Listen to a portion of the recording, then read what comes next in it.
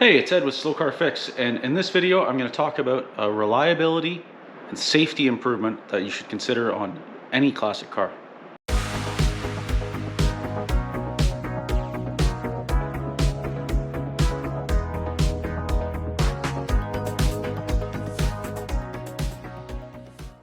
So I have a lot of classic cars, I've had a lot of classic cars, I work on a lot of classic cars.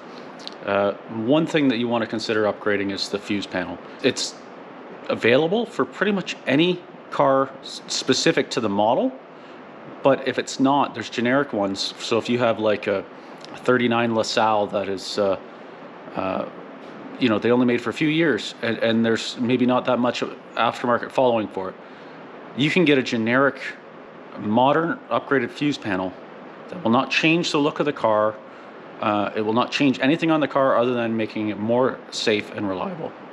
If you're like me and you like to drive your cars, then some of the things that you need are a modern radio, at least that will connect to your phone, and so you can listen to Spotify or whatever you choose to listen to. A phone charger, because phones and GPSs seem to be the way to get around these days, so you need that. Also, if you have modern gauges, electronic gauges for engine monitoring, if you have electric wipers, if you've converted from vacuum wiper system to an electric wiper system, you're going to need these things. The one I'm going to focus on today specifically is for a 1963 Corvair. That's the one I'm going to be working on, but I'm not going to show a how-to video on it because every application is different, and I need to focus on the install on this car. It's not my car. But I will stop every now and then if I see something when I'm having a break and I see something that might be of interest to you during the install. But mostly I want to talk about the benefits and improvements associated with this kind of upgrade. This is the factory fuse panel. It's not in a great spot. It's up underneath the dash on this car. But you can see how the terminals on the glass fuses are corroded, that there's only a couple of circuits, and that it's already been tapped off for an electric fuel pump on this particular car. It's vulnerable. A lot of these, the one that was on my 64 Coupe, some of these terminals were broken off and missing, which is common on Corvair stuff. This one's not terrible, but it's not great either with the corrosion and stuff. You can take these off and clean them, and if you were restoring the car to a perfect factory spec and you had to have this exact fuse panel for whatever reason, then you could do that. But I don't see the benefit in that. Personally, I'm more focused on reliability and usability of the cars. So the new fuse panel will have more circuits than this, more modern fuse style. It's not 60 years old. This particular fuse panel is down there underneath, behind the handbrake. So on this car, when I start working on it, I'm going to end up taking out the front seat, so I can lay right down in there and get at it. Let me show you what the new modern fuse panel looks like and what the differences are. Okay, this one in particular is specific to Corvairs.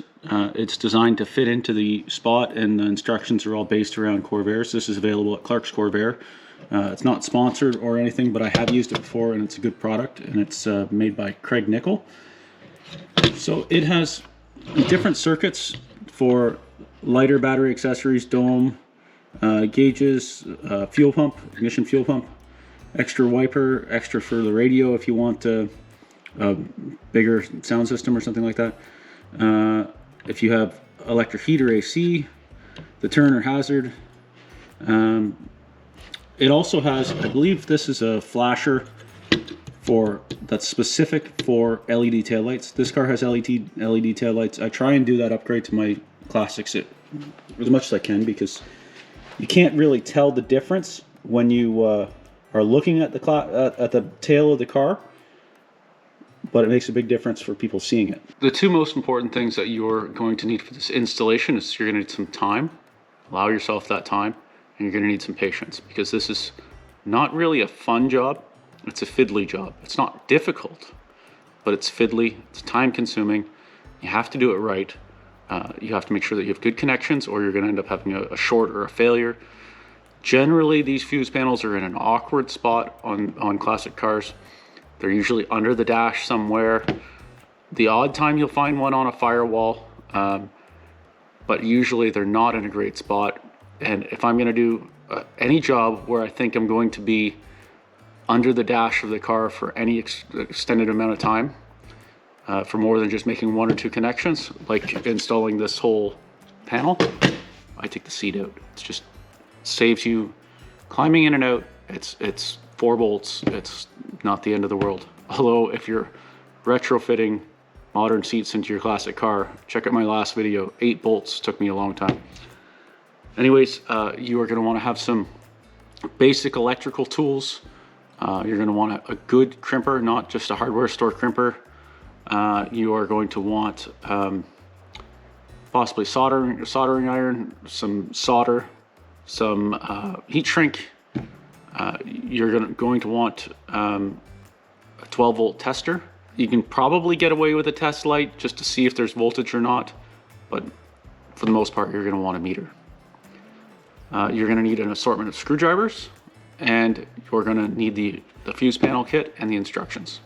These instructions that came with this particular kit come with a little chart and a label to be able to label what the colors of the wires that came off the car were and their function. So that's important to keep track of. Don't just cut all the wires and then figure out where they go next. You got to do it one at a time, label them, and ideally label them on the wire itself and label them on a piece of paper. So I'm going to do both. I don't know if this kit comes with labels for the wires, but if not, I have a label maker. I'll make some labels for the wires. It actually says right here in the first thing in the instructions is to disconnect the negative battery cable and then remove the driver's seat. And you may not think about it now, you may not think it's that important, but even my most stock cars have some upgrades electrically. It's not uncommon for me to put a high volume fan in the heater system. You can't tell the difference, but if you're using the heater, it's going to work a lot better. So it's not uncommon for me to do that. It draws more current. And I'm not talking about exceeding the allowable ampacity for your car's wiring. You have to factor that in if you're going to tie something in, a more modern device, into your car's factory wiring. You have to realize that wiring is sized for a certain ampacity. This fuse panel is not going to fix that problem. However, it will give you extra circuits if you want to run new wires for something like a USB phone charger if you want to hide that away, or wiring to your electric fuel pump, that sort of thing. It's just a nice, safe option. Just because you don't think that you need it right now doesn't mean that you won't need it in the future. So if you're going to get into any restoration project, consider this during your restoration, that you might want to put in a whole new harness, or you might be okay with just the upgraded fuse panel. Okay, as I mentioned, this is not my car, and I can't unfortunately do a DIY on it, but what I need to do is, the first thing is remove the ground cable in the engine compartment, remove the seat, and then I'm going to get to work.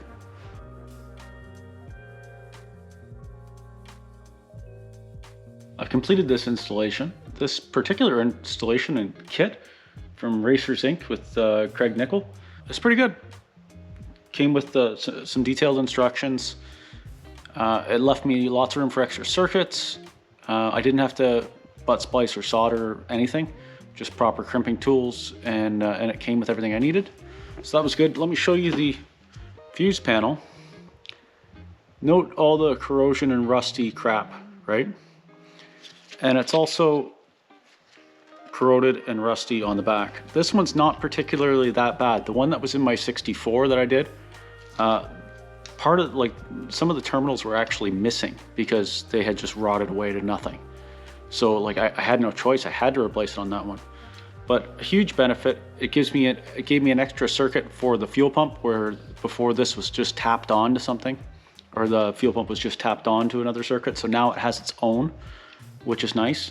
And it's just an electric 1 to 4 PSI fuel pump, so it doesn't draw a lot of power. So overall, I'm happy with that product. Sharon's gonna have a much safer car. One tip I will give you is when you're cutting wires off your existing fuse panel, and it does mention this in the instructions, leave a little bit, leave a 1/4 inch or so on the wire, so that way you can see where they went. Also, smartphones exist. Take a picture before you start, and then take a picture after you're done. The one before you start is for reference, so you can see where everything went, because guaranteed you're going to pull one wire off and you're going to realize there's another one that's the same color, and you're not going to know where it goes. Ask me how I know this. I just did it. Yeah, and then the after picture is so you can reflect and say that, hey, I did a good job and my car's safer now. Anyways, that's all I'm going to cover for this topic. I just wanted to share it with you because I do think it's a worthwhile upgrade. This particular kit was $145 US. It's cheap, really cheap. Now, depending on your application, depending on the amount of circuits, depending on whatever, I'm sure if this was a Trifive Chevy, it'd be a whole lot more money, or a Porsche or something like that. Overall, an affordable upgrade that you should consider. It does take a little bit of time. I have spent some time on this, and well worth it. It's just gives you another point, it takes away another point of vulnerability in your classic car. If one of these wires or terminals corrodes, they're 50, 60 years old. If one of them corrodes, and the wire breaks off, and it's for your taillights, you don't have any taillights. It's for your dash lights, you don't have any dash lights. There's no fixing this really on the side of the road, practically. Thanks for watching. Check out my other content. There's lots of videos on Corvair stuff, on any classic car stuff, and leave me a comment. Please consider subscribing, and thanks again.